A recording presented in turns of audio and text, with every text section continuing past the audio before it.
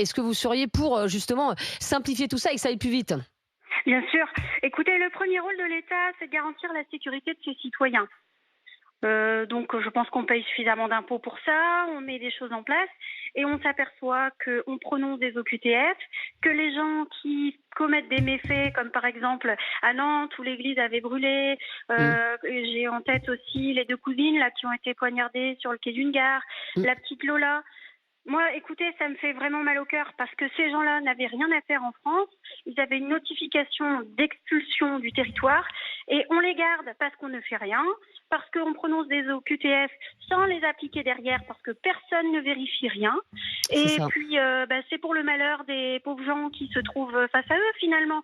Et moi, je voudrais avoir une pensée pour les parents de la petite Lola. Tous les gens sous le coup d'une OQTF ne sont pas des délinquants. Alors, l'immense majorité des personnes ayant des OQTF ne sont ni délinquants, ni des meurtriers, ni quoi que ce soit. Ces gens-là n'avaient rien à faire en France à ce moment-là, puisqu'ils étaient sous le coup d'une OQTF. Non, puisqu'on peut contester une OQTF. Oui, mais là, elle n'avait pas contesté. Oui. Écoutez, moi, je suis maman. Je ne sais pas si vous connaissez le terme. J'ai perdu mon fils aîné, ça va faire 10 ans. Je sais qu'on ne se remet pas du décès d'un enfant. Et encore, dans mon malheur, j'ai eu la chance de ne pas avoir un criminel qui a tué mon fils.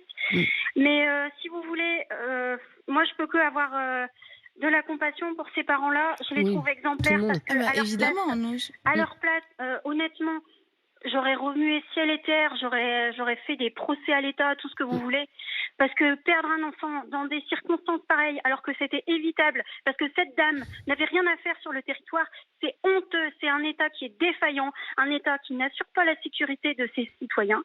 Et c'est très grave, parce que c'est la déliquescence de l'État, tout simplement. Si un État n'est plus capable de garantir la sécurité, c'est tout simplement qu'il n'y a plus d'État. Encore une fois, vous tirez un trait d'égalité entre la présence des personnes en situation irrégulière et la question de la sécurité. C'est-à-dire si, malheureusement, par exemple, sur l'affaire Maëlys, on peut pas expliquer ça par la présence d'un... non, mais c'est sur cette affaire. Donc, ce que je veux dire, c'est que il y a plein de personnes qui sont en situation irrégulière, donc on peut partir du principe qu'ils n'ont rien à faire en France, même s'ils sont en situation régulière, c'est pas en situation illégale, et on peut aussi défendre la position qui est dès lors qu'on leur dit de quitter le territoire. En fait, c'est ça les la régularisation des personnes sans papier, des travailleurs sans papier. Ils peuvent faire des recours et là-dessus, personne ne dit le contraire. On invite au contraire à ce qu'ils fassent des recours si c'est légitime. Je suis désolée, quand tu veux basser jusqu'à 15 jours, déjà un mois, c'est rien du tout. Dans le cas des OQTF, tu as droit à des recours et c'est bien normal. Nous sommes dans un état de droit. C'est normal que quelqu'un qui vit en France depuis plus de 10 ans peut légitimement demander à ce qu'il remette en cause cette OQTF. Là-dessus, personne ne dit le contraire. Pour le cas très précis... Pour le cas très précis de Lola, cette femme n'avait pas fait de recours. Depuis le 20 août, elle savait qu'elle devait quitter le territoire. Depuis le 20 août, elle n'avait fait aucun recours. Donc c'est pas une question d'état de droit ou de déliquescence. C'est elle qui n'avait pas à être là, c'est tout. Et si vraiment elle avait respecté cette OQTF, Lola aujourd'hui serait vivante. C'est tout ce qu'on dit. C'est tout ce qu'on dit. On est pas en train dans ce cas particulier, mais quand